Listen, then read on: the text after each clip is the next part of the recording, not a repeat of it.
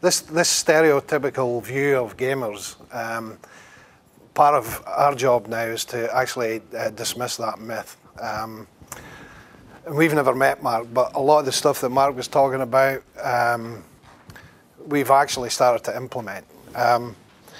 Now, I'm representing the SGI here. We're a member of the SGI, but we're actually based in Dundee. We've been working with organisations now that have been using games as a tool to learn and develop. The technology is there, so from a price point, it's becoming accessible now for organisations like National Health to pick up on. Over the last 12 to 18 months, we've started to look at new interface technology and how we use it, not really how to build that technology, but how to use technology that we can apply to applications. We are streaming real-time data into a world. So you can imagine you can create a virtual conference room based on your specifications and what you're actually talking about.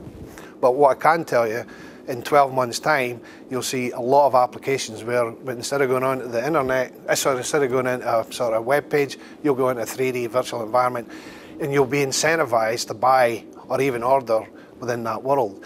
But what it'll do is it'll create an environment where companies can actually better articulate what they're...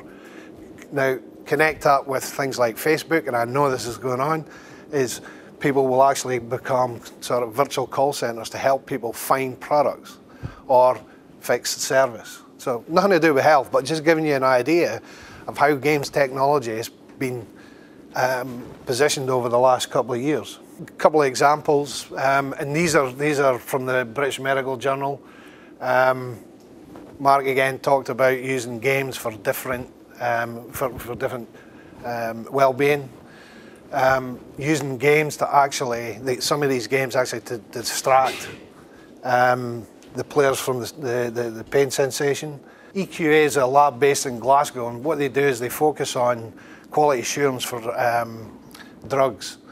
And what they came up with, they had an application. They have a lot of students that come through at PhD level, and when they actually get to the lab, they're faced with reading a book like this on processes of doing some of the tests. And what we did was we actually created a game that allowed the people to actually play that process, or play through that process rather than read the process. Journey of Sound, we worked with the Open University around having a look at how creating a game to help students understand more about the whole process of the hearing.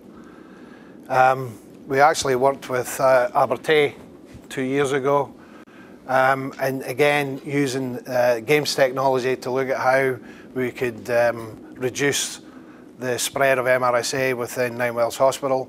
And again, the important part here was 3 partners. One was the NHS, one was the Symbios guys here in Abertay who created the mathematical model, and then the gamers. We were the guys that put the front end on all of that sort of research. But again, you can see how games could actually be used to help train not just professionals, but also the public.